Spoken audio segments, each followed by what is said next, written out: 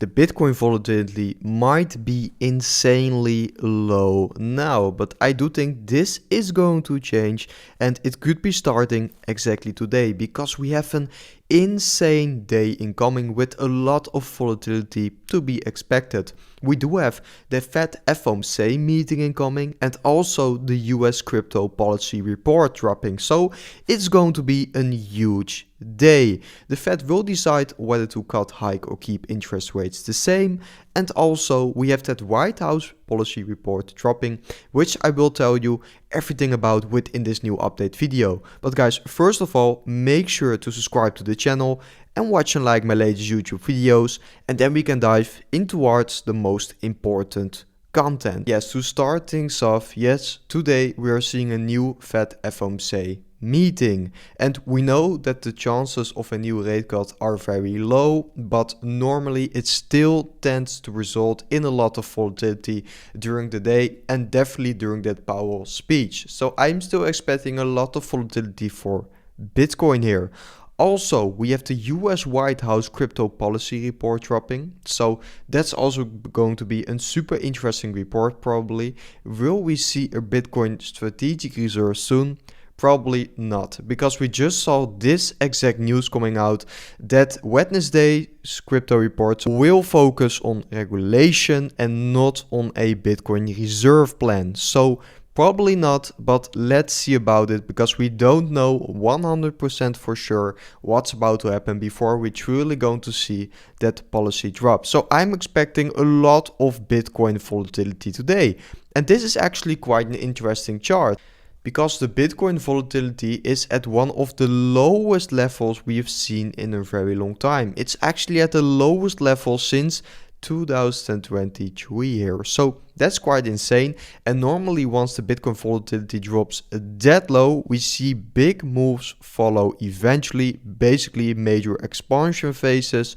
So I do think something like that could be happening once again for Bitcoin. Also, we have Bitcoin consolidating, basically very tightly compressing within this symmetrical triangle, and also we have it still compressing within this bull flag here. So we have two major bullish continuation patterns for Bitcoin here, and I do still think that a breakout to the upside is going to be likely for Bitcoin. So let's see about exactly that, guys, but it's truly going to be a super interesting day. And if you do want to make some trades for today or later this week, because we are going to see a lot of volatility and I'm still expecting that next big Bitcoin move higher and of course that altcoin season, make sure to trade for yourself on Bitunix, because this is definitely going to be the most beginner friendly platform out there, because you can currently claim over $400 just by signing up on Bitunix. That's an absolutely insane offer in my opinion. So make sure to check Bitunix out if you do want to be trading Bitcoin and altcoins yourself. And from there, I do want to discuss some more news, because we basically saw a lot of news hitting the market yesterday.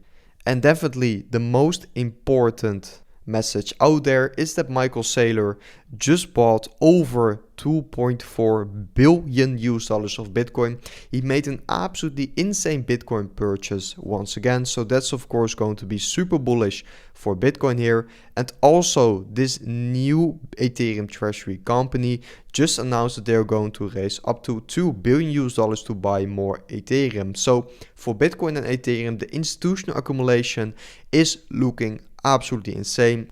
And then let's discuss some Ethereum price action, because also for Ethereum I'm expecting a lot of volatility. Basically we are still trading within this range, and that is something we've seen before. I do still think that Ethereum is going to break through that $4,000 mark here, and from there move even higher towards new all-time highs, because I just see every single day more and more companies are or raising or just buying a lot of Ethereum. So I do think this is basically just getting started. I wouldn't be surprised if Ethereum is going to see a little bit more consolidation here, and in the bull case breaking above that $4,000 level and then consolidate a little bit there before we see that true move happening in Q4. But I do think eventually Ethereum could be hitting new all-time highs this cycle. I definitely do believe in that. But I personally will be taking most of my profits at that 4,000 US dollar mark.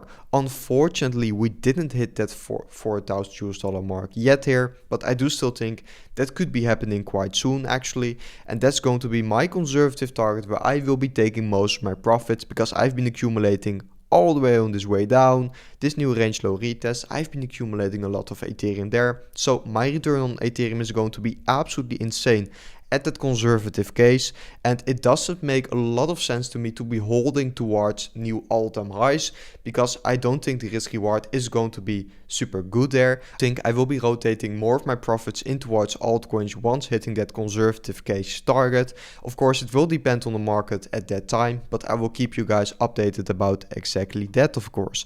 We do have Ethereum versus Bitcoin flashing this quite insane signal. Now on the 3-weekly time frame, we have the MACD bullish crossover, which is usually a massive signal. And once it flashes green after such a major uptrend, like we for example saw in the last bear market, and we saw over here for Ethereum, normally once we see that uptick in momentum, we do see a lot of momentum follow afterwards. So let's see about this, but this is definitely looking good, and the bigger the time frame, of course, the bigger and more important the signal actually is here. And I also just found this information which is actually blowing my mind, because if we are going to take a look in towards how much inflow the Ethereum ETF saw this month, so July, we saw more inflow this month only than the Ethereum ETF saw during all the previous months since the launch before. So that's actually quite insane, and this just shows you how big this month has been for Ethereum. And if this is going to continue at this pace, yeah, then we are definitely looking for new Ethereum all-time highs in my opinion. Today we saw new ETF flows which were looking quite good actually. Let's take a look into them. We had the Bitcoin ETF flow with almost 80 million US dollars in inflow yesterday, and the Ethereum ETF saw 218 million dollars in inflow. So the Ethereum ETF saw once again bigger inflows than the Bitcoin ETF, and yes, that is of course going to be super bullish for Ethereum there.